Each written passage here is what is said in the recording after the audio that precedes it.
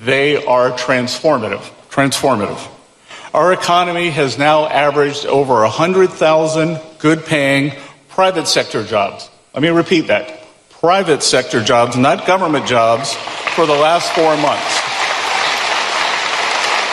And real GDP has increased at a rate of 2.7% over the past 4 quarters. Private sector employment is up more than 900,000 since the president came into office. The Working Families Tax Cuts delivered the largest share of tax relief directly to millions of low and middle income Americans. And as Administrator Loeffler said, every Democrat in the Senate and House voted against it.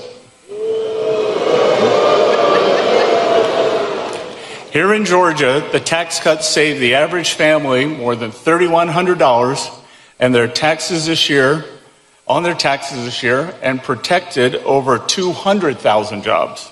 Meanwhile,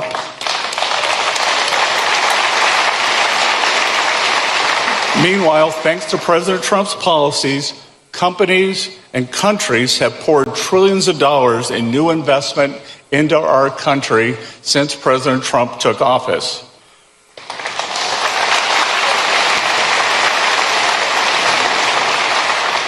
More Americans are working than any time in our nation's history. But of all this that President Trump has achieved, his most enduring legacy may be the reason we are here today. Trump accounts represent the most successful program launch in government history, with more than 6 million signups even before it went live on July 4th.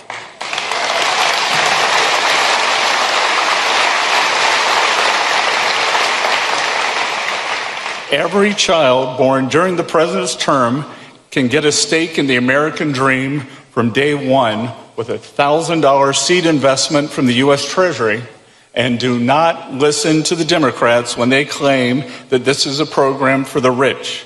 86% of enrolled children are from families earning less than $200,000.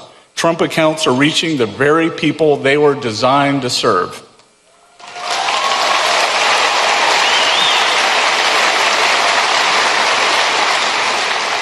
Of course, for decades, the federal government demonstrated its ineptitude at building a product that people wanted and delivering it at scale. Obamacare gave us a website that collapsed the day it was launched.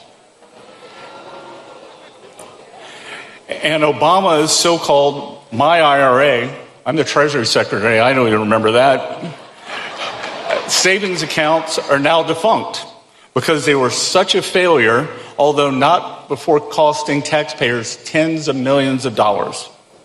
But under President Trump's leadership, we have designed and built a world-class platform. Trump accounts enrolled 1 million children every single month between its announcement and launch. No tech launch in history has seen those numbers. Millions of American youth are now able to watch their investments accounts compound in real time from a couple of $1,000 in kindergarten to an estimated $500,000 by retirement age.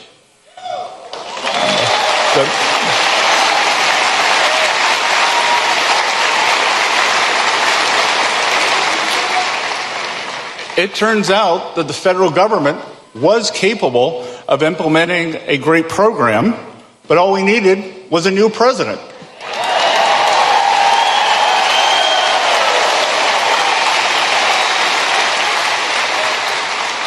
And importantly, Trump accounts are no government handout. They are a child's first claim upon the American dream at a time when too many people are taught to doubt it.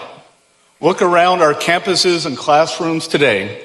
Apart from those here at Wheeler, of course, you will find that our students are being sold the seductive lie that government can solve every problem, redistribute every dollar, and supplant its judgment for our own.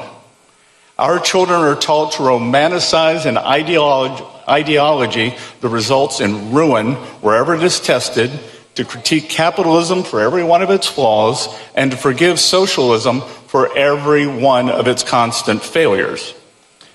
In New York, the current mayor rose to power by repackaging failed ideals of the past as a moral cause of the future. But in Georgia, you know that beneath that youthful veneer lies the oldest impulse in politics, which is to concentrate power and then call it compassion. Show me some place where this has ever worked. Moscow, Caracas, Havana. These workers' paradises have all ended up as deprivation hellscapes. So at their core, Trump accounts represent the triumph of capitalism over socialism. And now our answer to the next big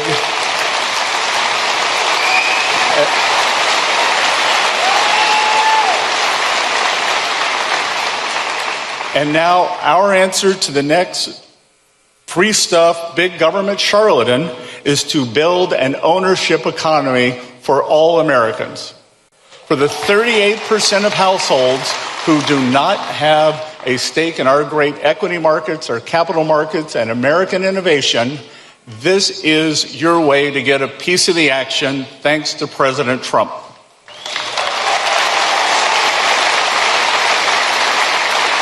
It is to counter the rising tide of freedom-strangling socialism by creating a new generation of shareholders. And it is to remember that the surest defense of a free society is the citizen who owns a share of it. So the full reach of this presidency will ripple across generations to come, thanks to policies like Trump accounts.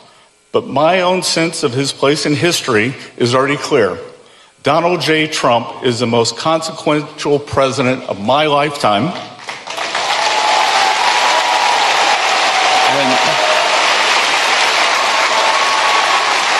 And I can tell you all share my excitement and welcome him here to Georgia today. So for everyone in this audience, especially the young people, know that President Trump is creating assets for the American people, not more debt and broken promises. He's creating assets. So I want to thank the families of Wheeler High School for receiving us all so warmly, to the great people of Cobb County for being here, to President Trump for affirming that the American dream belongs to every child, and for equipping the next generation to claim its rightful share of it with Trump accounts. Thank you all very much. It's an honor to be with you here today.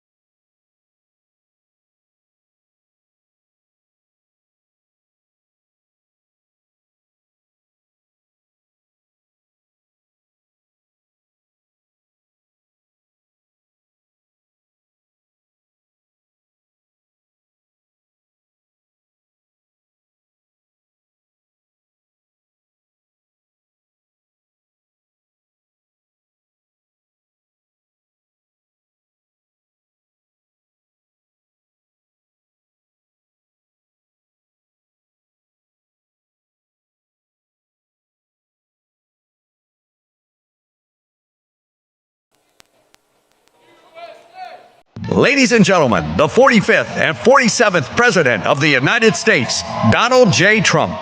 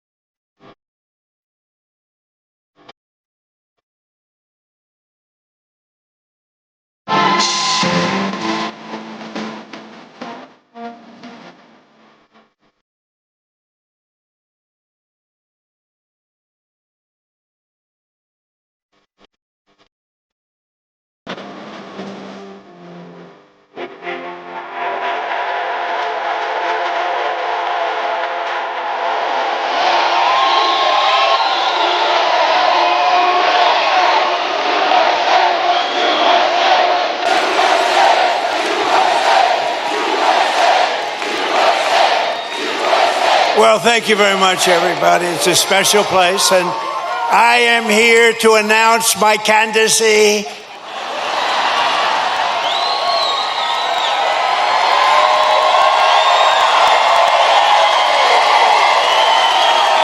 I'm only kidding.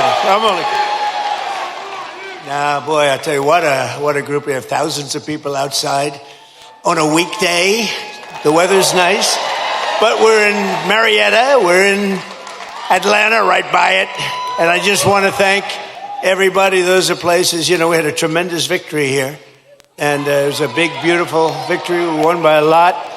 And we have some great candidates running. They got to win by a lot. Otherwise, we're going communist. I don't think anybody wants that. We're not going to do that. But I'm thrilled to be back in the great state of Georgia with thousands of proud, hardworking American patriots. That's what you are.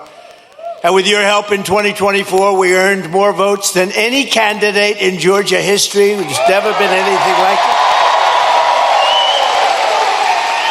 And when I say that, I have to be careful because look at all the fake news back there. They will correct me. They will say, he said he earned more. If I was 2 votes short, they would say, he's lying. They are sick individuals. They're the fake news.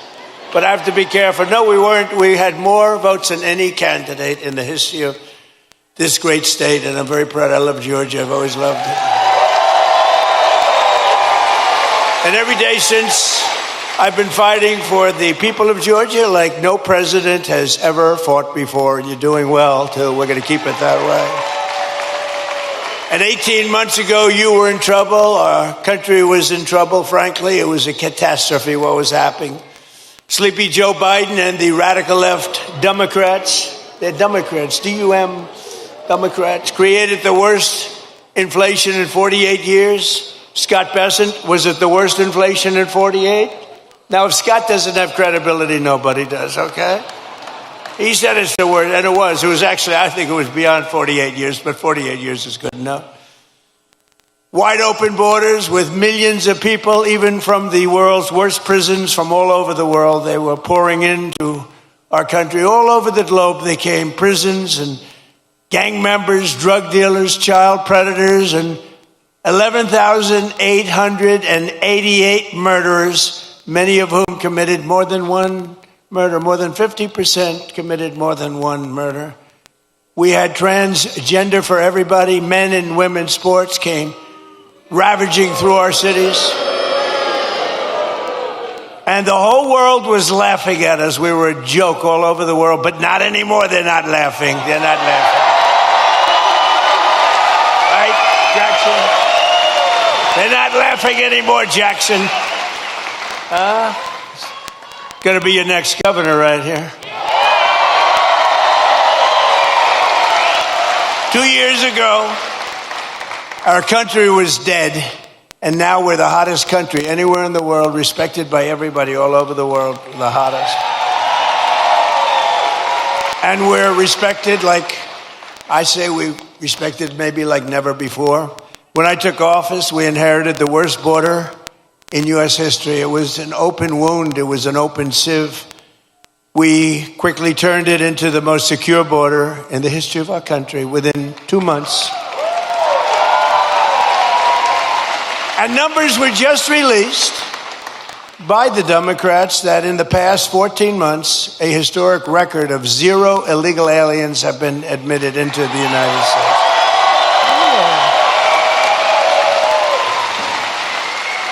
And now our crime numbers are among the lowest they've ever been. It's plummeting downward, and nobody's ever seen anything like it. Nationwide crime has been the lowest numbers that we've had in many, many decades. Last year, we achieved the largest drop in the murder rate ever recorded to the lowest level in 125 years. That's since 1900. That's before my father was born. Before my father was born, think of it, from the year 1900, lowest murder rate. And that's despite the fact that we had millions of people poured into our country who were, in many cases, very, very dangerous people. We cut the flow of fentanyl across our border by 67%.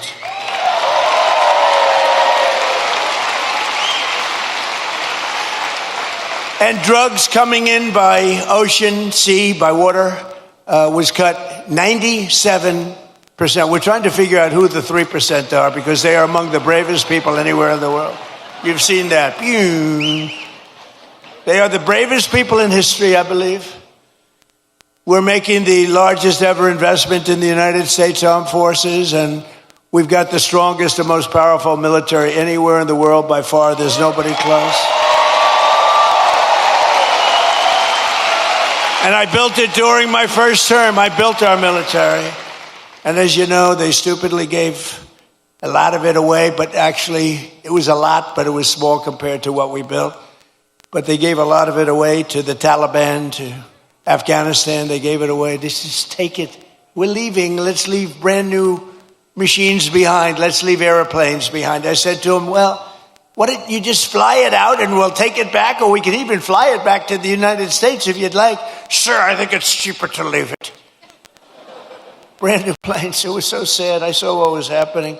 What a disgusting thing took place. But we then, as you know, we won Venezuela, which is now working with us to produce millions and millions of barrels of oil.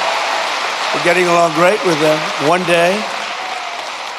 And we've already paid for that operation many, many times over. We're taking tremendous amounts of oil, and they're taking tremendous amounts of oil. It's a partnership, in a sense. They're doing a great job. We're working together. And millions of barrels of oil is going to Houston and Louisiana, coming to you indirectly after it's refined. They're refining it there. But millions and millions of barrels of oil. And also, Venezuela is doing better than they've ever done before, too. The big oil companies are going in, and they're signing up. We have Chris Wright working on it, Doug Burgum working on it, Scott is working on them, and it's been incredible, actually. It's got serious oil. In fact, if you combine us and Venezuela, we have about 62% of the world's oil market. So we don't need straits. We don't need anything. We don't need the Hormuz Strait, but we do it because we have to do it, because we cannot let Iran have a nuclear weapon. It's very simple.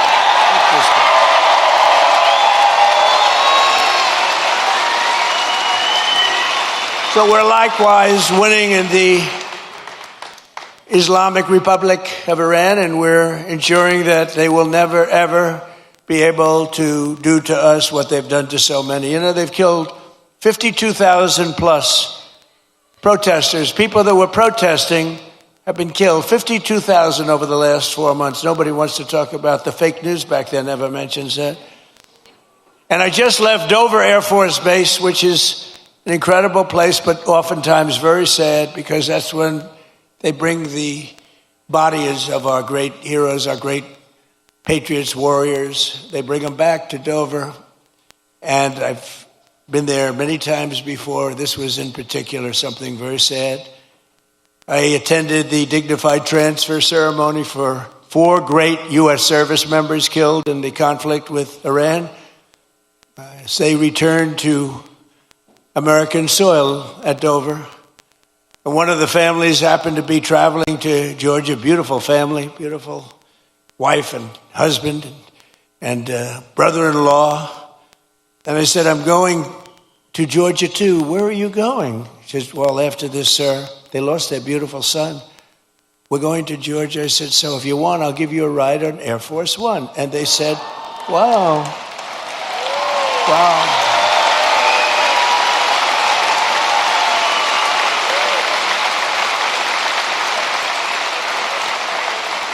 So today, I then said they're on Air Force One, and it's quite nice, I must say. And they said, wow, this is something, thank you so much. But they're heartbroken, they're heartbroken. But they couldn't believe it. And they live very close to here. They live minutes away. And we're here today, and I said to them, celebrating the memory of their this was a beautiful son. I read, when I go to Dover, I read charts on all of the young people, and some are unbelievable. Some are a little bit, they got a little bit of couple of little bad things put in. This is a son who is like a flawless, perfect person, beautiful, beautiful son, handsome in every way, brilliant, respected by everybody. His sheet read so beautifully, and I told them that their beloved son, and his name was Lieutenant Tyler Feehan, and he was a person that was going all the way. He was going to be a general. He would have been a general very quickly.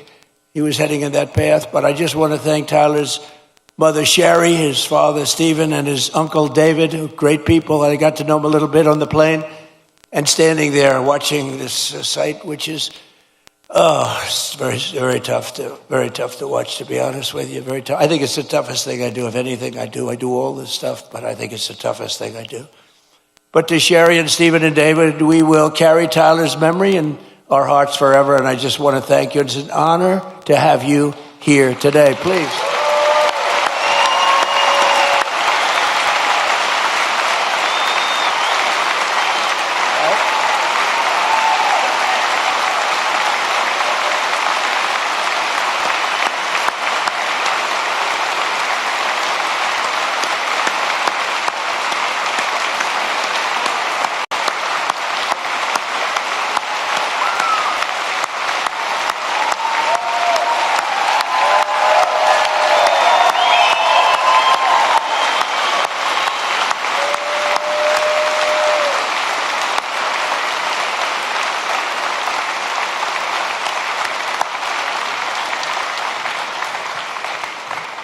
Thank you very much. You see the way everybody feels. Your neighborhood, this is your neighborhood. Can you believe it? You see the way they feel. Thank you. Thank you, Sherry. He's looking down right here. He's so proud right now. So together we're making our country safer and stronger and far more successful than it's ever been before. And that's happening before your very eyes. That's why I call it the golden age. This is the golden age of America. We're building more plants than at any time in the history of our country. And not just AI and all of the different things you read about. Things like auto plants, the old-fashioned way. Toyota just announced they're leaving Mexico and they're coming in. They're going to be building the largest plant anywhere in the world. They're all coming back. They're all leaving Canada. They're leaving Mexico. They're coming in from Germany and Japan and South Korea. They're coming in from all over. And people that have been doing this, people like Scott and others that have been doing this for a long time, they've never seen anything like it. I don't think you've ever seen anything like it. McGee, have you? You haven't seen anything. He's doing such a great job. In 4 long years of the sleepy Joe Biden administration, they got less than $1 trillion of new investment in our country. In 4 years, much less than $1 trillion. In less than 2 years, much less than 2 years, actually. In fact, at the end of the first year, but less than 2 years, in my administration, we've secured more than $19.2 trillion in new investment from all over the world.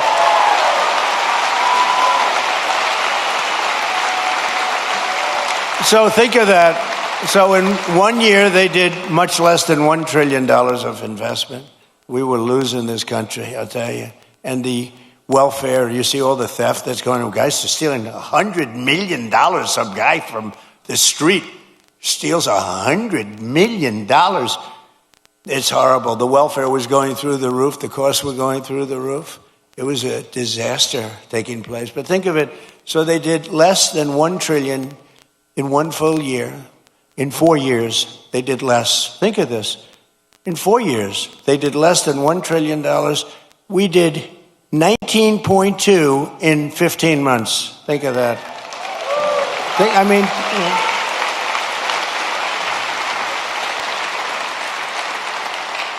The pharmaceutical company, we're bringing our pharmaceuticals, we learned that through COVID, we're bringing the pharmaceuticals back. But the big pharmaceutical company, UCB, is investing $2 billion to build its first ever American manufacturing plant right here in Gwinnett, Georgia. Gwinnett.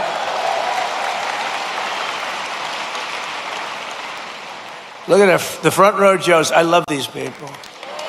I love these people. I think there are about 283. I don't know what the hell they do. I think they make a lot of money, too. I'm hearing they're very rich. They follow us. It's a rock concert, right? You have a good time, right?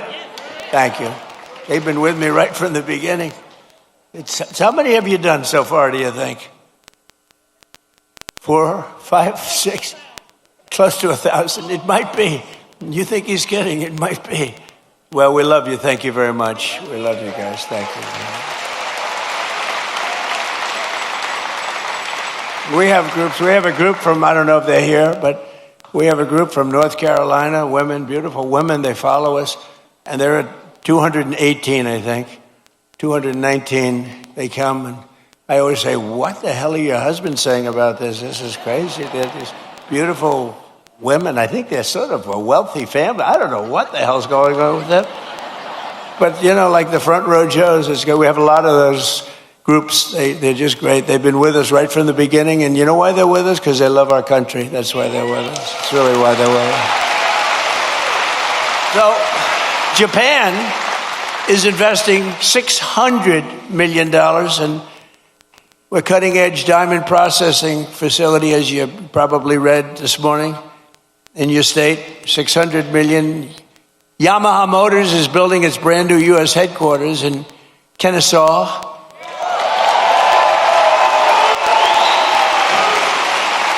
And more money is being invested in the United States right now than at any time in the history of our country. And Americans are working today more so than ever before. We have more jobs today than we've ever had, and it's not even close. More people are working now than at any time in the history of our country.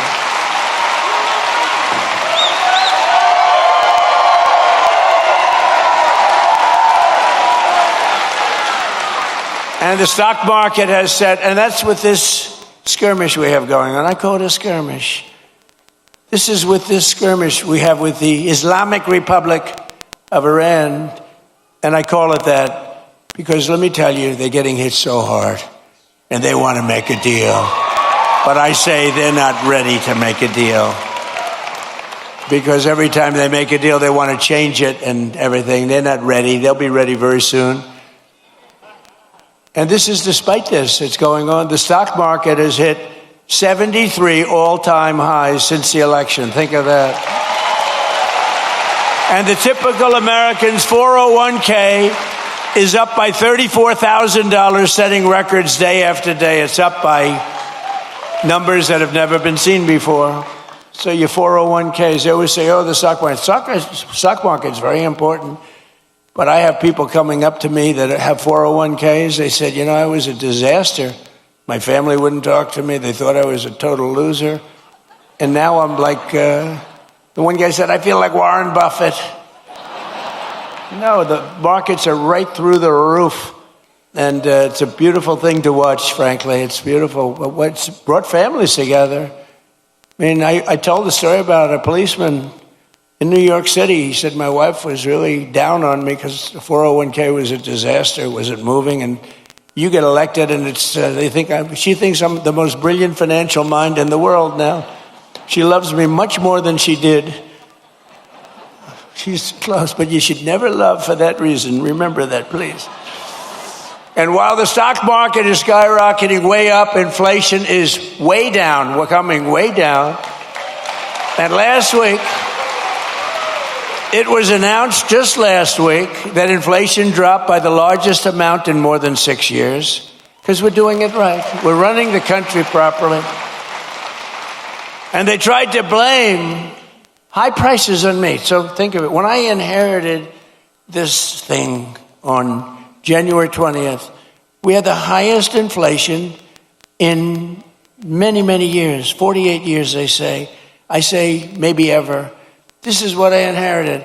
And when I had nothing to do with it, I walk into office, I have a press conference first or second day, and they're screaming at me, what are you going to do about high prices?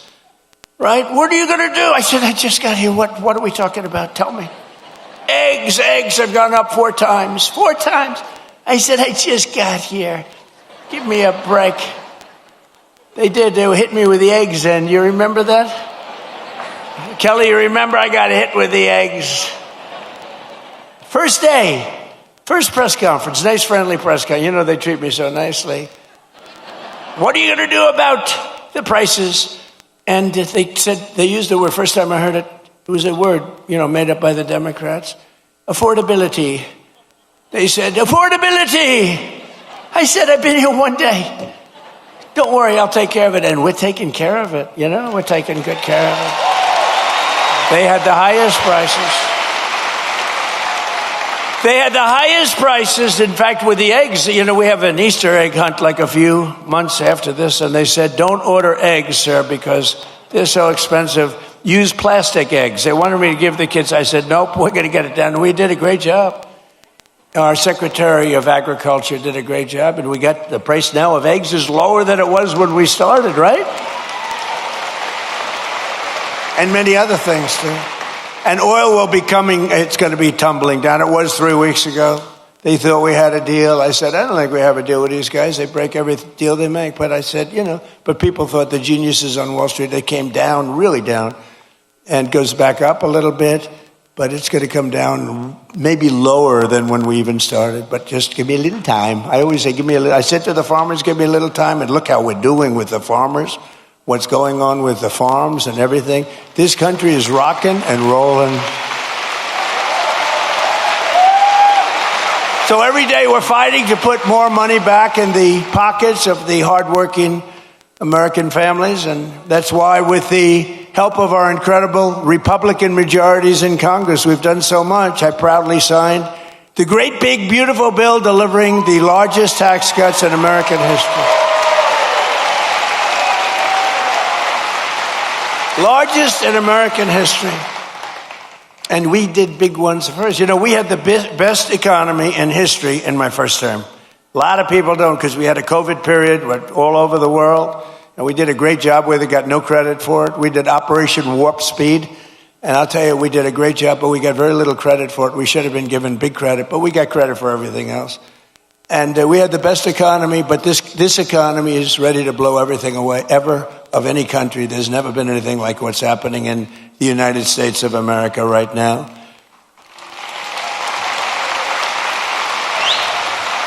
So I just want you to remember that if you're paying a little bit more, a lot of it's come down now. We got it coming down very rapidly, actually. Look at the number just released. But it really would, we inherited something from Biden, and we're giving it back to you, thousands and thousands of dollars each family. We gave it to you also. Remember, forgetting about prices, and I don't want to forget about it. I would never leave a sentence like that because they'll say, he said forget about prices. I said, despite anything you see, we gave you no tax on tips, no tax on overtime, no tax on Social Security for our great seniors.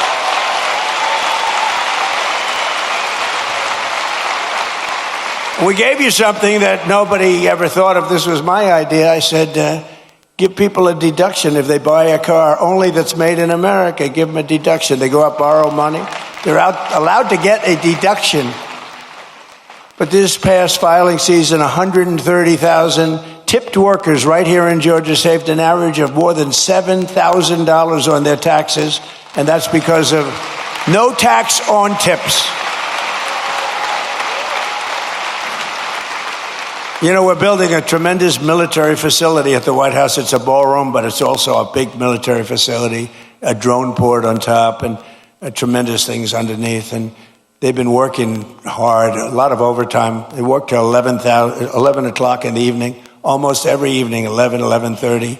They get there at 6 o'clock in the morning. They're really working. And the other day I went over to them and I said, gather together. And I had, hundreds of workers, very big thing it is. Beautiful. It's going to be incredible. It's an incredible project. It's a contribution to the United States of America by very wealthy people and very wealthy companies that it cost this country. But what happened is I said to all the workers, it was a Sunday and they were working on a Sunday. Maybe they shouldn't. Maybe they should be in church. I don't know. I'll get them in trouble. But they were working on Sunday and I said, remember this, no tax on overtime, all the overtime they're making.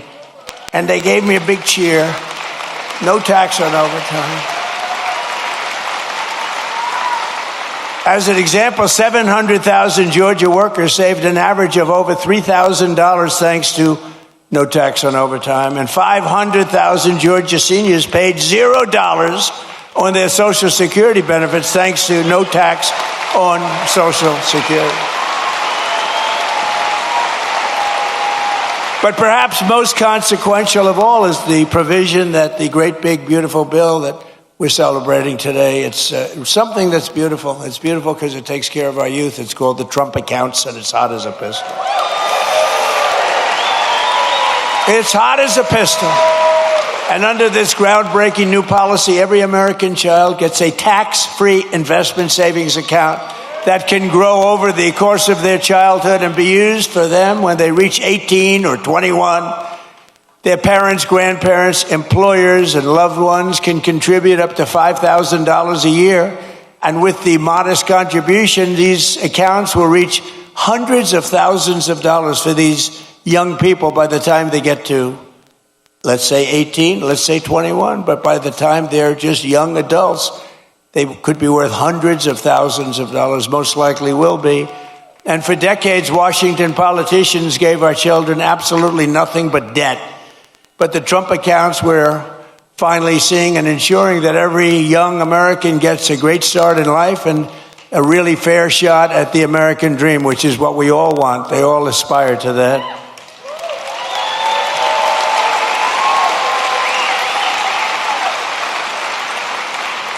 And under the system, every newborn child gets $1,000 deposited in their Trump account at birth. Think of that, from the United States government.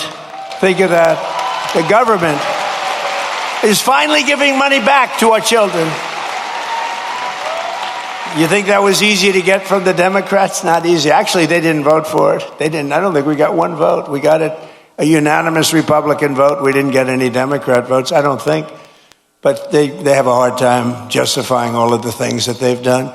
But the government gives them $1,000 at birth, and from there it just goes up and up and up. And lots of people, like the employers, can put money into their children's accounts of the employees. It's a beautiful thing, and I'm seeing it. And again, over 7 million, and it really just started, I would say, Scott, a few weeks ago, because it was all all of the very complex legal governmental things were worked out about 3-4 weeks ago, and we have over 7 million people already, children already, so that's great. And I want to just tell you that generous individuals like Michael and Susan Dell, Brad Gerstner, and so many others have donated billions of dollars to fund Trump accounts for millions of children. Some people are going to take the children from states, the entire state. Like Gerstner is looking at the state of Indiana, where he contributes the money for, these are wealthy people. They've made a lot of money. They're putting it back. But Michael and Susan, they're two special, incredible people. As an example, donated $6.25 billion into the accounts for youth. They gave them for youth. Michael Dell, Susan Dell. $6.25 billion. I have a friend, he gave $50 million. I said, that's peanuts. That's not even close to the $250 million that Michael Dell gave. I said, what are you doing? You can do better than that. But people are loving it. And you know what I say? Go out and buy a Dell computer, okay? Because as far as I'm concerned, that's great stuff. And the Trump Accounts app, for those that want, is now the #1 app in all of America. Isn't that nice for our youth? People are doing it. It just caught on. In the past 18 days, nearly $1.5 billion have been deposited into the Trump accounts. Think of that. The money is pouring in. And it's for children and all sorts of advantages and tax advantages for the people that do it and make this investment in our future, because it's really an investment in our future. And all you have to do is go to trumpaccounts.gov, and sign your child up for a free investment account today, and the child gets $1,000 from the government.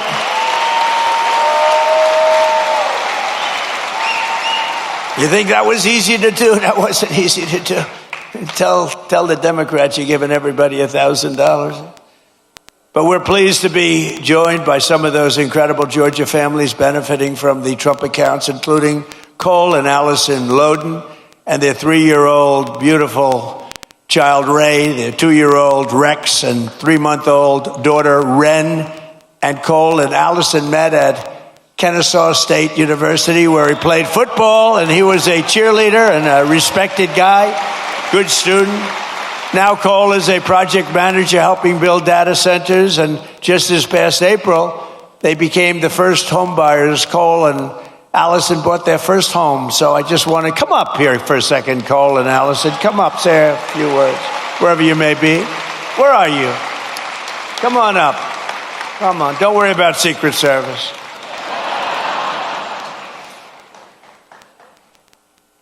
We've had people come up. One of them almost got beat up. And all they did was, I said, come on up. And they go, oh, beautiful. Wow. That's so nice. Be careful. You can't fall like Sleepy Joe. You can't. Come on, say something. Come on, please. How are you? Hi, what?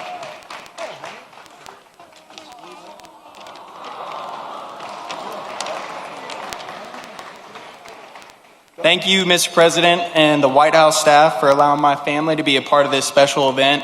It is truly an honor. Thank you, Mr. President, and your administration for the hard work and commitment that that made the Trump account possible. As a father, it's encouraging to know that our children's future can begin with an investment from day one. To every eligible new parent, I encourage you to take advantage of this opportunity by opening a Trump account for your child and continuing to invest in it each and every year. Mr. President, thank you for your continued commitment to investing in American families. And on behalf of my wife and me, thank you for providing our children with a greater opportunity to pursue and achieve their American dream. Thank you, and God bless America.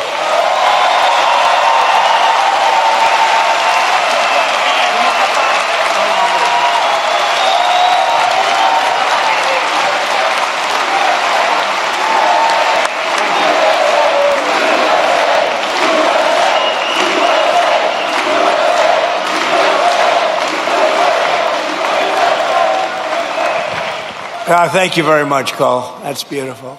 Also with us are Dean and Gabrielle Fungawing and their 4 children, Elise, Jude, Isaiah, and Talia, who also have been very proudly members of the Trump accounts. And Dean and Gabrielle are both entrepreneurs who believe in teaching their children the importance of self-reliance. And it's happening. You know, people are watching the market now. They're watching how are the stocks doing, how's it going, and they're only going up, it looks like, and we're going to keep it that way. So Dean and Gabrielle, come on up for a second, please.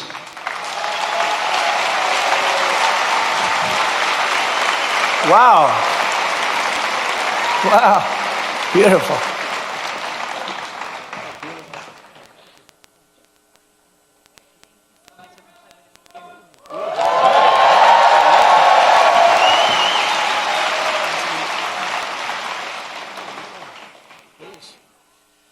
Well, Mr. President, thank you for this honor. My American story began when my parents brought our family from Suriname to this city in 1990. We attended local schools and college right here in Georgia. And in 2008, my wife and I lost our jobs just before learning we were expecting our first child. A friend taught me the appliance repair and service trade, and it changed our lives. Together, we built a company serving over 55,000 homes across the city. And then she fired me and made herself CEO. Later, I founded a technology startup, and that patented technology, along with our team, protects millions and millions of square feet of commercial real estate from water damage. Standing with me today are my wife and our 4 beautiful children. We opened Trump accounts for each of them, and because investing in the next generation strengthens the fabric of America. Thank you. Thank you, Mr. President, and God bless America, and God bless you. Are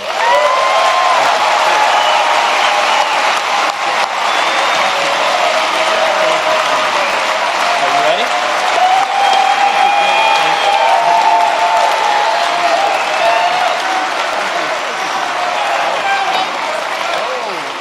She made that for Kai.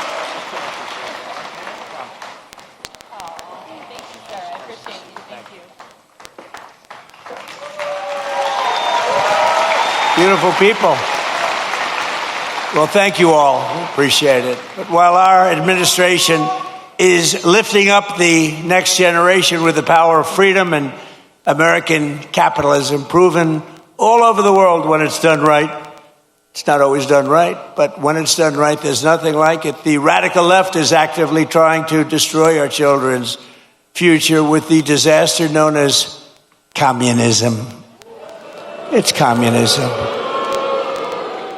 This isn't a social democrat. These are communists by another name, right? As I said in my recent address at Mount Rushmore recently, I don't know if anybody saw it, such a beautiful place. You know, the communists want to take it down. They try taking Mount Rushmore down. They want to blow it up. They want to take it down. They shouldn't be up there. These people are crazy. But communism is, in my opinion, communism is the single greatest threat to our country and its history, including even World War I and World War II, Pearl Harbor, 9/11. I think it's the greatest threat that I've ever seen to our country. These people are stone cold crazy.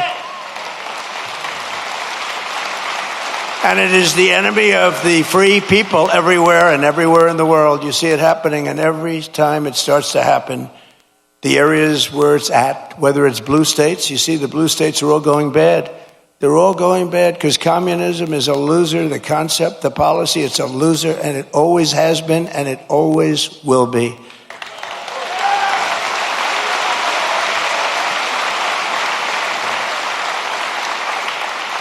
And, you know, they want to give everyone everything away. You want free rent? You want free house? What they don't say is that a year from now, there'll be absolute squalor, turmoil, and death. And that's the way it's happened all the way. It goes back thousands of years by different names. But that's the way it happens all the time. It's squalor, it's poverty, it's death, it's destruction. And that's why we declare again today that the United States of America will never be a communist country.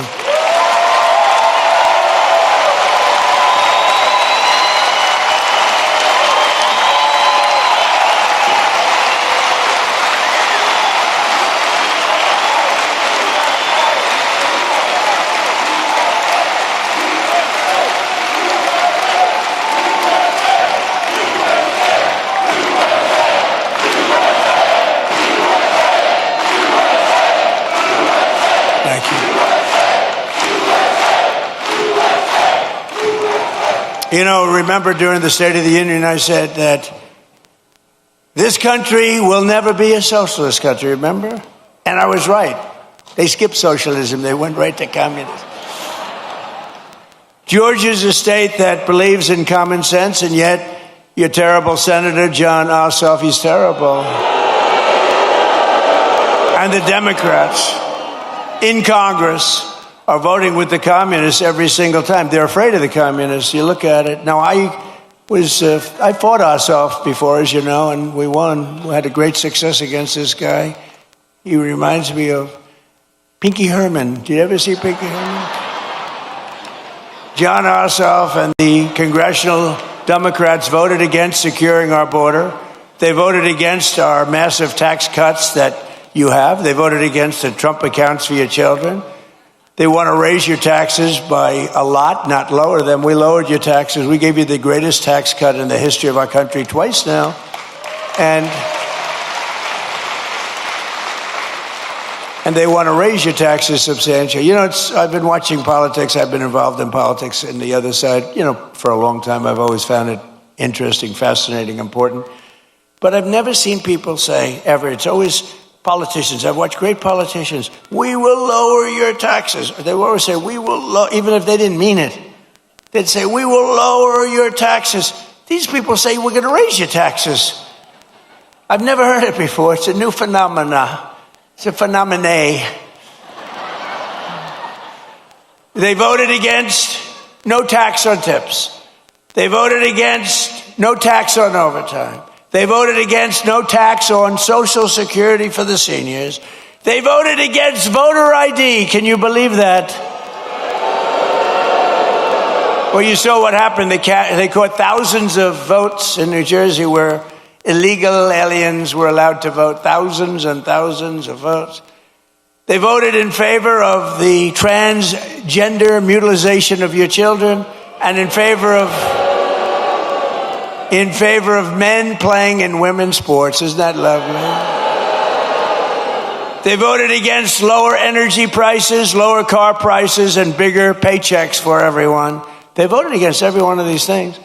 John Ossoff and the Democrat communists want to let the Marxists into power, bankrupt your families, and leave you totally undefended with wide open borders. But we will not let that happen to our country. We're not going to let it happen. Right?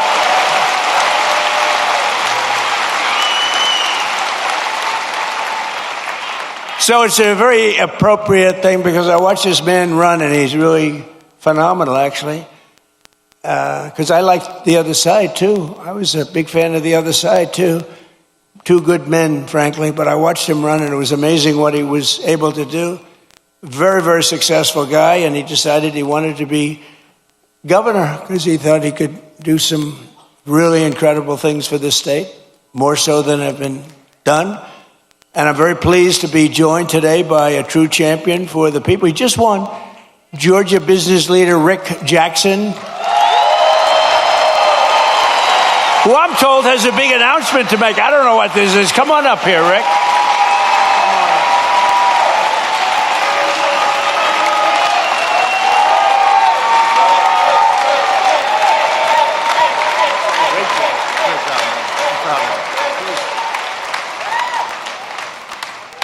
Well, thank you, Mr. President. What you're doing on the Trump accounts is for foster children will, change lives.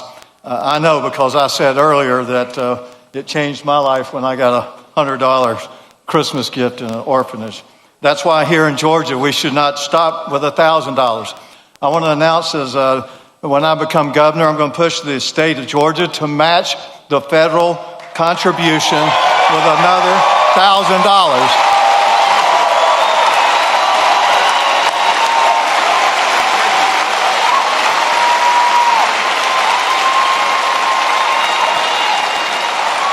And I believe our legislature will approve that. If they don't, I will personally donate it myself.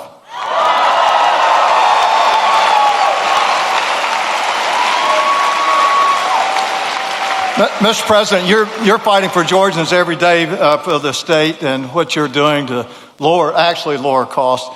Media does not report this, but Every day, President Trump is bringing an unbelievable amount of business solutions to government. Let me give you an example. Not long ago, I was meeting with Susie Wiles, who, in my opinion, is the best chief of staff in the modern history. But we were talking about America's antibiotics supply chain. And I told her we bought this last American plant in the United States in 21 because I didn't want China to leverage it on our president for trade. I told Susie something that every family should know. We produce one dose of amoxicillin for 7 cents. By the time it goes through all the middlemen, you pay $1. Susie looked at me and said, well, have you heard about Trump RX? And I said, she said, we're announcing it tomorrow to sell directly to from the manufacturer to the consumer. That's a business solution. That really brings down costs.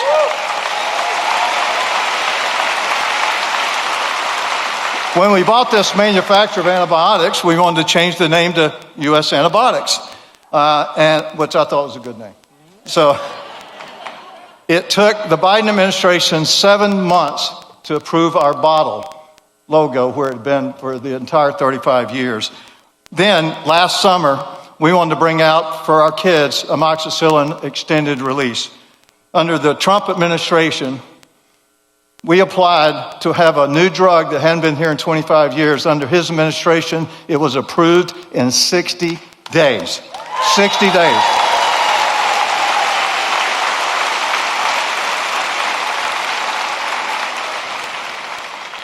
So, Mr. President, thanks for what you're doing. I wish the fake news would report all these great business things that you're doing, but that's what I'm going to be doing in Georgia. I'm going to bring business solutions to solve real problems. The other side talks about affordability as if that's a solution. Affordability is not a political problem.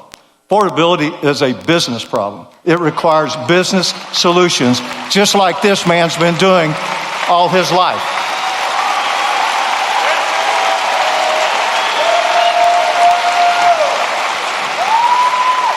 My opponent wants to cut down businesses and cancel them just because I visited a restaurant. Well, that's just wrong. We are not going to do that. And I'm going to make sure that Georgia is the best place to do business and reduce affordability to the lowest it's ever been. And I'm going to be this man's favorite governor.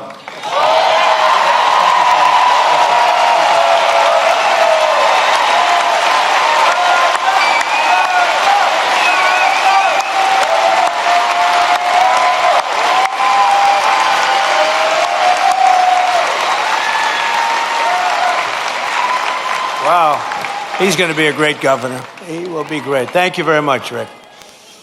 We also have some true warriors with us, including State Senator Brian Strickland, who is running for the job of Attorney General. That's an important one.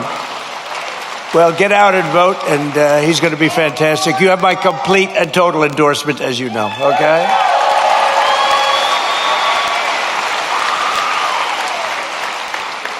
And State Senator Greg Dolzwall, and that he is a fantastic guy who's, as you know, running for lieutenant governor along with Rick.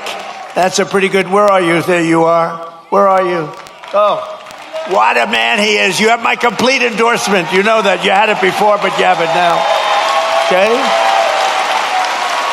Great luck. You won't need it. Yeah, everybody needs luck, but you're not going to need that much. Very talented people need luck too, but they don't need it that much. And State Representative Tim Fleming, who is running for Georgia Secretary of State. And they all have my complete and total endorsement. They're incredible people. Thank you very much. Thank you. Congratulations. I heard you had a great win. We also have State Representative Houston Gaines with us, who's a fantastic person. And he's running for Congress, and you already have my endorsement, and you already won your primary in record numbers, and now you have to go and beat a Democrat. Good luck. We'll be helping you, okay? Good luck. I want to thank as well, he was here, I didn't know he was going to be here, Treasury Secretary, I think he's going to go down as the best ever, Scott Bessent.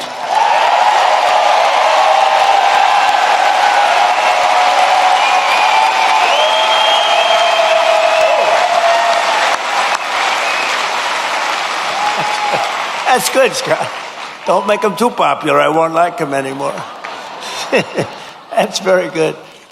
Secretary of Education, a woman who's absolutely incredible. She's moving education back to the States. Linda McMahon. And she's phenomenal.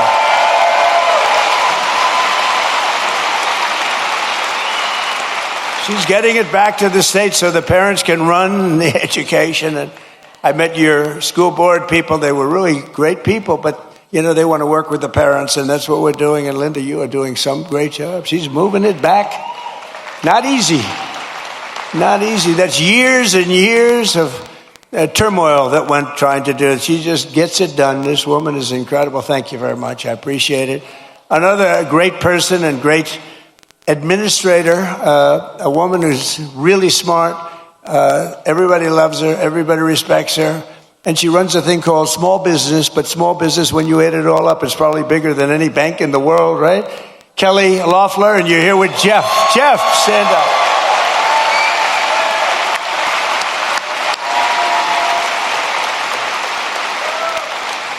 Thank you. Great job, Kel. Treasurer of the United States, a man who was a senator here, and he was so ahead of everybody. He was so great. I said, "You want to be treasurer?" And he said, "I'd like to be treasurer. That'd be good." He's a great man. He's a person that loves Georgia like a lot. And it was not easy for him to take the other job, but he gets here. I'm sure he gets here plenty, but he loves Georgia. Brandon Beach. Brandon. Cobb County School Superintendent Chris Ragsdale with a beautiful family. With a beautiful family. And we have a man named Ralph Reed. Have you heard of Ralph Reed?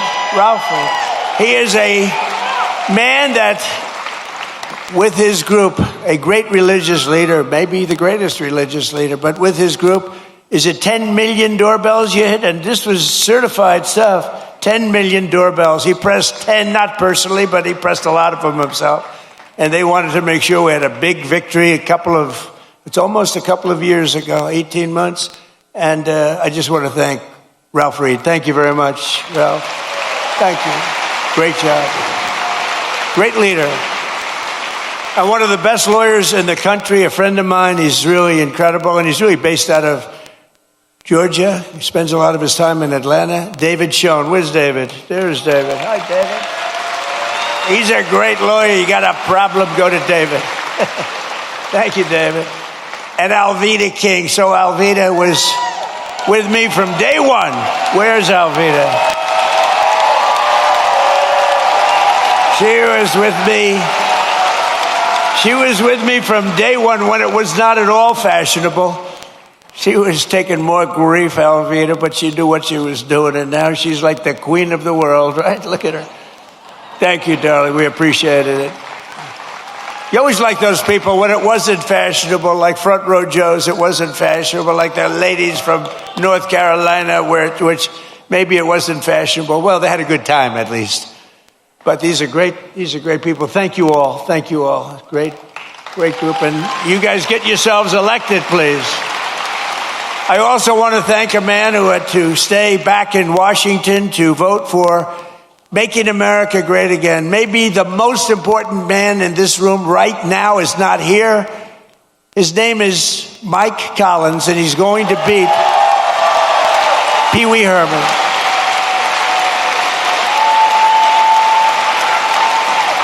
And the reason he's not here is me. He wanted to be here. They wanted to change. I said, don't change. Mike's not here. And it is my fault because we have a very big vote coming up on the military, farming, and other important things in a little while. It's going to be a little while. And I got to have Mike in Congress because he's like maybe the most, but certainly one of the most highly respected congressmen, Republican or Democrat, in Washington. Mike Collins is an amazingly respected man. He got the look. He's got the whole deal. And I said, Mike, I'm sort of here because of you. I said, Mike, if you're here, I'm going to be extremely upset with you because he has to vote. And, it's razor thin We lose all the Democrat votes on all these things. Think of it, tax cuts, biggest tax cuts in history they vote against. They vote against everything. Because you know why? They have Trump derangement syndrome, that's why. But I hope you're going to vote for Mike, and you've got to vote for him because he's running against, I call him Pee Wee Herman. He's Pee Wee Herman lookalike. You know, I don't know, people don't know this, but I beat him once before as a congressional candidate. Does anybody know that? He ran for Congress a number of years ago. I got involved in the race at the request of a friend of mine from Georgia because they didn't like him, and he was easily winning. He was winning by 25 points, and there were 5 people in the race, and he was way up. He was above 50. If you get above 50, you get it. And I backed a person, Karen, you probably remember. Didn't know her at all, but I thought anybody would be better than this guy. And he went from 70 to, believe it or not, 49.9. And that meant he was now in a runoff. So he thought he had it made. And he was in a runoff. And I got involved a little bit. I came here twice. I did a couple of rallies. And she ended up winning the race. He lost. But I have to hand it to him because instead of being a congressman, he later on became a senator. If he was a congressman, he probably wouldn't have run. Who knows? I gave him a little credit for that. But he was easy to beat. He wasn't, I can't believe that he's a senator and he's not respected at all in Washington. You don't even hear his name mentioned. You don't hear his name mentioned. I mean, I hear all the names. I hear all the bad ones and the good ones. I hear them all.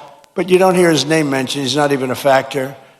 But you have a guy that is the most respected, just about one of the most respected people in Mike Collins. And I hope you're able to go out and really cast your vote for him. He will bring so much. They call it pork. We call it money. But he'll bring a lot of action back to your state. He's a great guy, and he loves your state, and he's worked hard. He's got the whole package. Mike Collins, vote for Mike. And he's hard at work. He's hard at work right now in Washington. And last but not least, we have the CEO of... So I like baseball. I like baseball. But this guy's done such a great job. You know, the Mets have the highest salary in baseball, and they lose all the time. I'm trying to... And I say, maybe we could steal this guy. But the team, the way the Atlanta Braves has been managed for years, right? For years and years. And he's the CEO of the Atlanta Braves, Mike Plant. He's been, you know, you don't realize how good he is, you know? When you have one of these guys, there are teams like that, you know, where they never go down. Then you have other teams, we're rebuilding. They've been rebuilding for years. I don't want to mention teams because I know all the owners are all friends of mine. I get myself in trouble. But they're always rebuilding. We're rebuilding. This guy never rebuilds. He just stays at the top. He's amazing. And then he loses the best player. He loses a great first baseman. I would say great first baseman. And they keep going along. And they get things for the first baseman. And he was really good. Dodgers got him. But I watched the Braves for years, and they've done such a great job. So along with one of the best managers in baseball, Braves legend Brian Snitker, who was recently inducted into the Baseball Hall of Fame. Brian, both of you come up. Would you both come up? Come on up here. They deserve a little credit. They deserve credit. I mean, I've suffered with teams for the years I've suffered. Oh, listen.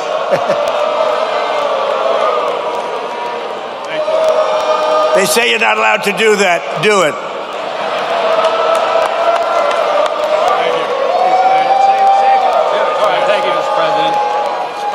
Thank you, Mr. President. Welcome to Marietta. And as you can see, Braves country is a real thing. And you got a room full of Braves country right here. Mike and I presented President Trump with one of our 4th of July 250th anniversary jerseys that the team wore over that weekend. And I just wanted to tell President Trump that we're going to be back in Washington about a year from now. We're going to give him another World Championship jersey. So thank you.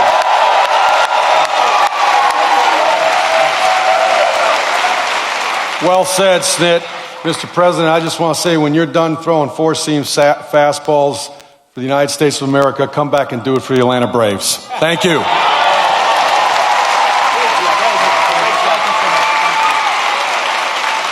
That's a great team. Those two are a great team. No, it's true. You watch you suffer with these teams for years and years. And these guys, every year, they have a great team. So that's called talent.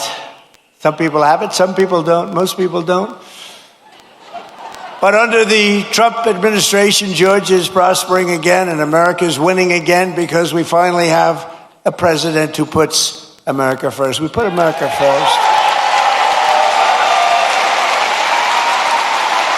And I'm so proud of it, under my most favored nation, if you look at our policy on drugs, we have a most favored nation policy, meaning of all the nations in the world, we have to get the most favored price. And it wasn't easy, and I'm not going to bore you by saying I had to get other nations to approve it. And I did threaten them with tariffs if they didn't approve it. And I threatened the drug companies. I threatened everybody to get this done. And no other president even tried because they said it was impossible to do. But we're delivering the largest prescription drug price cuts in history by a difference of 400, 500, and 600% reduction. So for decades, Americans paid the highest price for prescription drugs anywhere in the world. We were the highest price anywhere in the world. And now we're paying the lowest price anywhere in the world. And that has a huge impact on your healthcare costs, on everything. I'm very proud of it. Everybody said it couldn't be done. No other president even tried it because you had to get the drug companies, which is tough, but then you had to get the other nations to approve it, which is even tougher. So all you have to do now is go to TrumpRx.gov and you're going to get drugs for prices that you never believed. I mean, prices where they're 80%, 70%, 60%, 90% in one case I saw, lower. So go there and just get your drugs and at a minimum price them out and go to your store and see if they can match it. But I don't think anybody's going to match them. It's been amazing. Think of it. We went from the highest price 1 year ago, the highest priced drugs anywhere in the world, like the fat drug. It cost, think of it.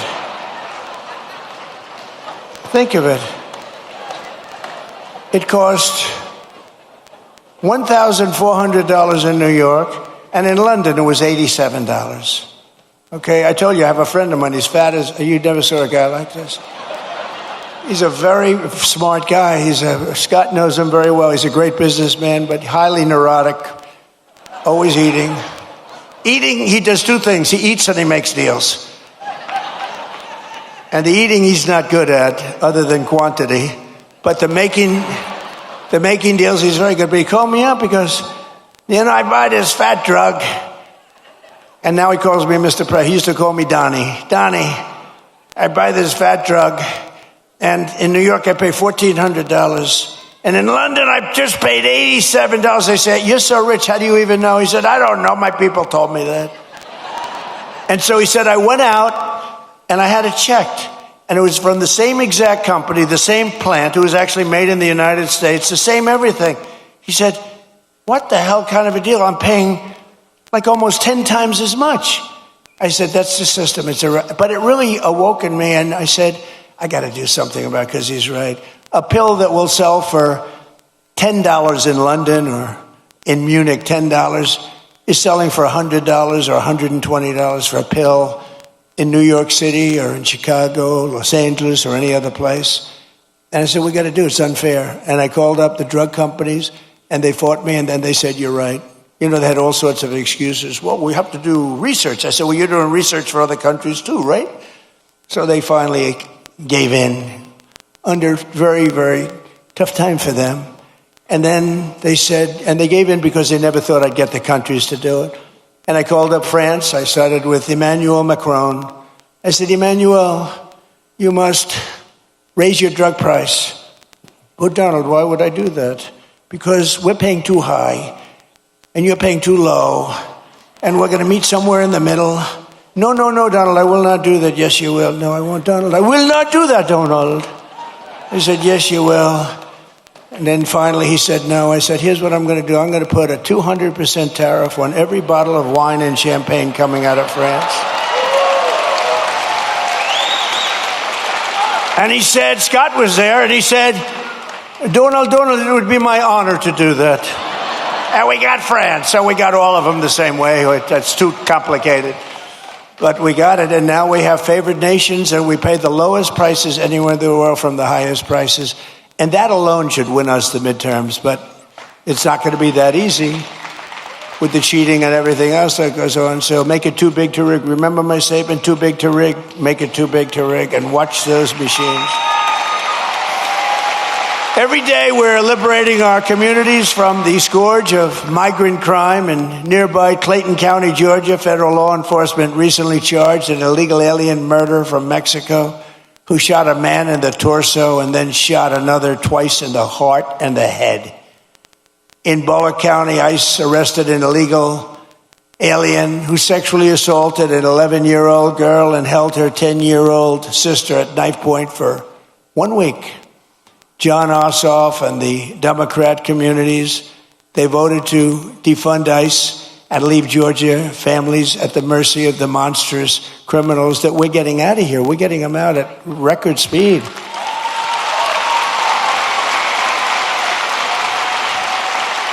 And by the way, we always stand with the heroes, the patriots of ICE and Border Patrol.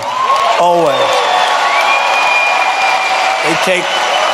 They take such abuse, and they do their job.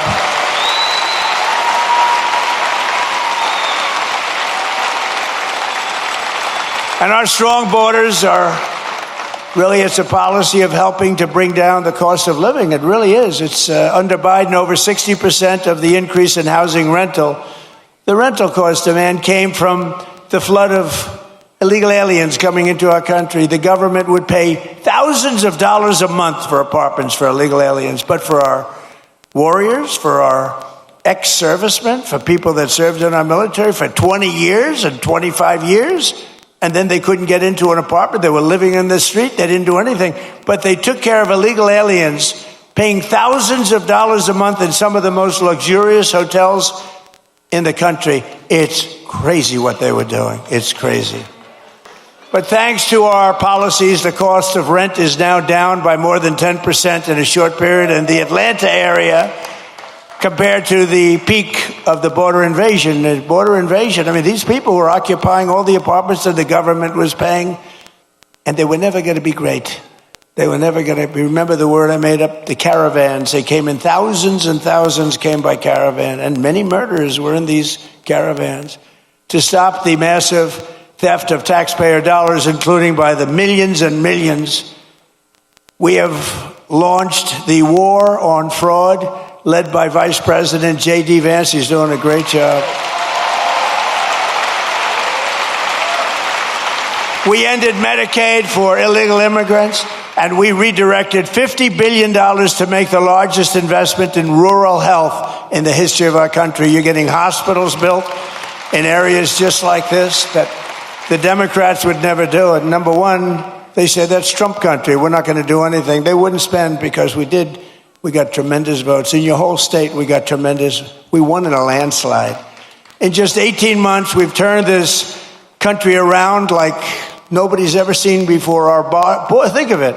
Our border is secure. Jobs are up. Inflation is way down. Factories are opening. Investment is pouring into our country.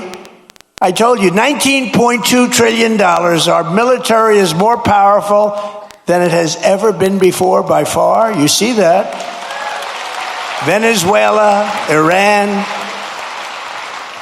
America is back. It's stronger than ever before. And I'm telling you, it's only going one way. It's going up. As long as we keep our current thinking, our current system, it's going up. If you go the other way, nothing ever succeeds.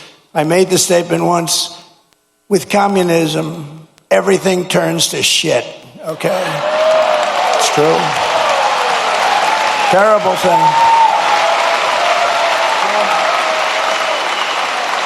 It's true. My wife hates it when I do that. She said, you were doing so nicely, and then you had to use a foul word. You know, Franklin Graham wrote me a letter. President Trump, I love your speeches. I think they're great. But, sir, if you wouldn't use foul language, the speeches would even be better. And I wrote him back. I said, actually, frankly, they wouldn't, because there's like no word that can replace that word with respect to the subject matter that we're talking about, right? But that's all right. But I try hard. I try hard to keep them clean. But it's true. With communism, everything turns. With the help of our Republican majorities in Congress, we will crush violent crime, impose harsh new penalties for dangerous repeat offenders, crack down on Marxist proxy. Oh, these prosecutors are so bad. They're so evil, what they do. And the rogue judges, you don't have a chance in front of these people. If Obama puts in a judge, I don't care how good your case is, you barely have a chance of victory. And nobody suffers it like I do. I get an Obama judge. First thing, who appointed the judge? Barack Hussein Obama. Oh, that's a problem. And we will end no cash bail. The real bad stuff, these guys, they get out, they kill somebody, they're let out, they kill somebody the same afternoon. We will pass the Great Health Care Plan. It's called our Great Health Care Plan. That's the name of it, to stop all payments to big insurance companies and give the money directly to the people so they can buy their own health care, which will be much better, and you will save a lot of money.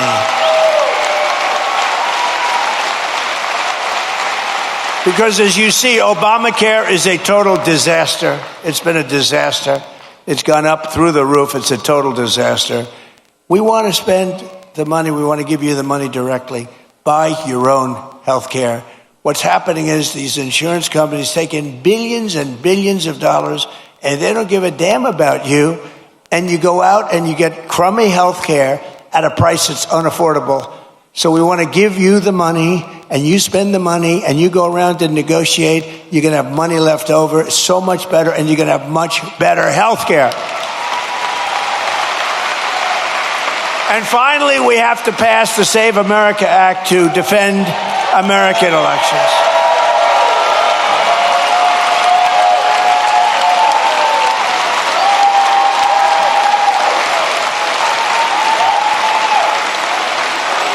And I have to say, Mike Johnson and Congress have done a great job, but we're having a hard time in the Senate. The Senate, what they're doing is just not right. Congress is going to pass it again. They passed it 3 times. They're going to pass it again. It's like the Senate is a place that you send things when you want them to die. We can't do this, and we're not going to take this any longer. We're not going to take it. You know, I'm trying to be nice. Trying to be really nice. You saw we had a big victory last night in Arizona. I've had victories everywhere, but we're not going to be able to take it much longer. When they can't get past voter ID, proof of citizenship, no mail-in ballots because they're crooked as hell. So right now, Congress is working to get as much of our plan as possible into the budget bill to identify and really terminate. Look, what they should do? Very simple. A lot of you don't know about filibuster. They should terminate the filibuster and approve everything. Because the Democrats are going to do it. The Democrats are going to terminate the filibuster as soon as they have a chance. And then they're going to approve Puerto Rico and D.C. as a state. They got 4 more senators. They're going to end up with 12 more congressmen. They're going to get like 40 electoral votes. If they are allowed to do that, by that time I'll be sitting home. And I'm not a big crier. I don't think you want to see me cry, you know? There are some people, they do very well when they cry. But you don't want to see me cry. But I may be crying when I'll be sitting home and I'll say I told them they got to really terminate the filibuster, get everything approved right away. Because you're going to have a stoppage. You're going to have a stoppage in September. The Democrats won't approve everything. They become deranged, like deranged Jack Smith. Remember that deranged sick puppy? They're deranged, and they won't approve. You're going to have a shutdown in September. And in 2 years later, you have the debt ceiling bill. They would love it. I call it the 1929. You know what 1929 means? That was not a good year. And there's no reason for it. They should terminate the filibuster. Everybody call John Thune at the Senate. He's the leader of the Republican Party, and tell him to get this stuff approved.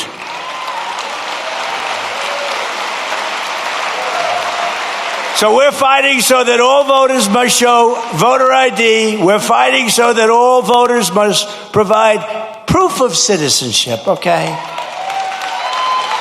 And also the no mail-in ballots, very important. And we're doing exceptions for illness, disability, military deployment, travel. If you're away and you have problems, we'll be very easy on that. Look, if you're away, if you're in the military, you want to vote, we want you to vote. But we'll also enshrine in permanent law no men in women's sports and no transgender surgery for your children.